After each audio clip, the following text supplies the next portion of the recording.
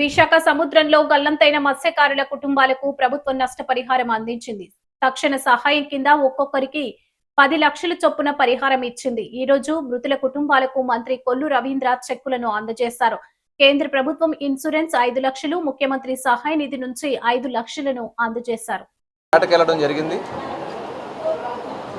ఉదయం కూడా మాట్లాడారు. మధ్యాహ్నం జరిగినటువంటి వాతావరణంలో మార్పుల వల్ల బోటు తిరగబడిపోయి మధ్యాహ్నం 7 కూడా గల్లంతవడం జరిగింది.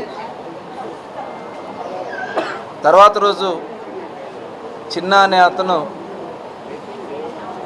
ఒక కమర్షియల్ బోటుకి అతను దగ్గరికి వెళ్ళడం, వాళ్ళు అతన్ని రక్షించడం జరిగింది. ప్రభుత్వానికి సమాచారం వచ్చిన వెంటనే కోస్ట్ గార్డ్ని అలర్ట్ చేశారు. కొన్ని బోట్స్ పెట్టి కూడా గాలించడం జరిగింది.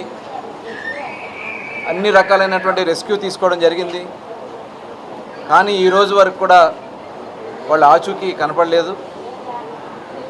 ఆ చిన్న ఇచ్చినటువంటి సమాచారం ప్రకారం అక్కడ వాళ్ళందరూ కూడా ప్రమాదంలో చనిపోయి ఉంటారని చెప్పి భావించి, అలాగే కోస్ట్ గార్డ్ వాళ్ళు సెర్చింగ్లో మాకు ఎక్కడ కూడా ట్రేస్ కాలేదని చెప్పి కోస్ట్ గార్డ్ కూడా ఇచ్చినటువంటి రిపోర్ట్ను ఆధారం చేసుకుని 72 గంటల తర్వాత ఆ కుటుంబాలకి, ఎవరైతే 7గురిలో ఒక అతను సేవ్ అయ్యాడు కాబట్టి మిగతా ఆరుగురికి ఈరోజు గౌరవ ముఖ్యమంత్రి చంద్రబాబు నాయుడు గారు ఇచ్చినటువంటి ఆదేశాలతో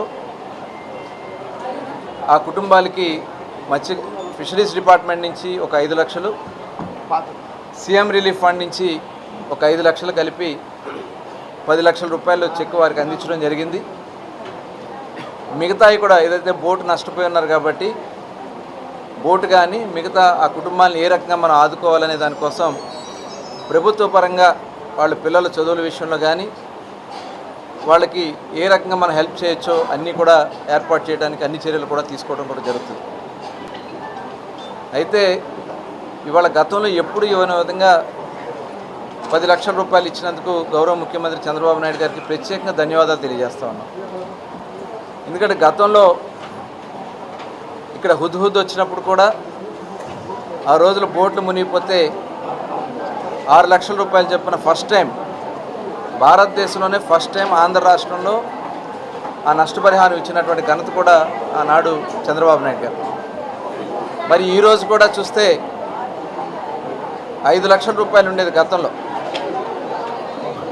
లాస్ట్ గవర్నమెంట్లో కూడా ఇవాళ 5 సంవత్సరాల్లో ఇవాళ మళ్ళీ గౌరవ ముఖ్యమంత్రి చంద్రబాబు నాయుడు గారు, అలాగే వ్యవసాయ శాఖ మంత్రి అచ్చెన్నాయుడు గారు వెంటనే ప్రపోజల్ పెట్టడం, ఆ అమౌంట్ కూడా రిలీజ్ చేయడం కూడా జరిగింది.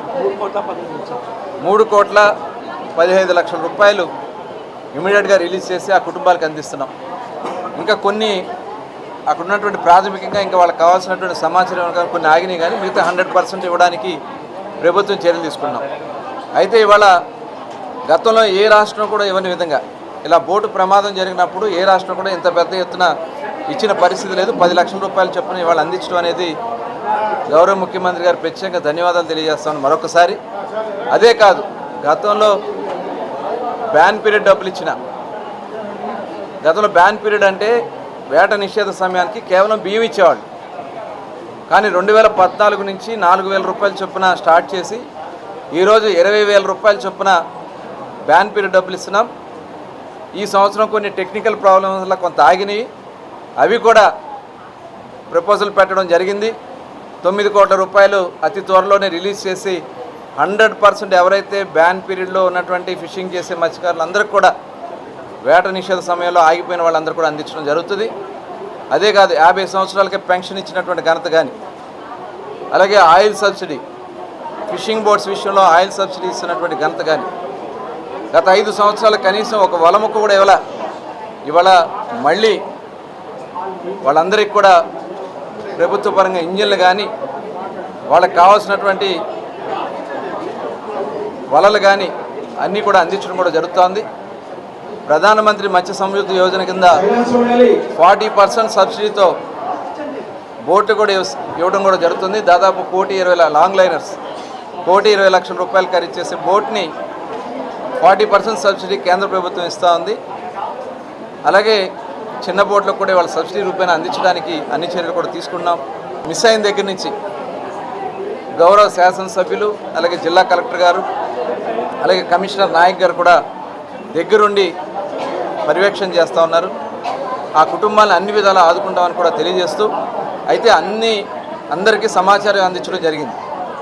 ఏదైతే కమర్షియల్ బోట్స్ కానీ అలాగే కొన్ని ఫిషింగ్ బోట్స్ కూడా ఎక్కడన్నా ఈ బాడీస్ ట్రేస్ అవుతాయో అని చెప్పడం జరిగింది. ఈ రెస్క్యూ కంటిన్యూ అవుతుందని కూడా ఈ సందర్భంగా తెలియజేసుకుంటూ మరొకసారి గౌరవ ముఖ్యమంత్రి గారికి, ఈ ప్రభుత్వానికి ధన్యవాదాలు తెలియజేసుకుంటూ సెలవు తీసుకుంటాము.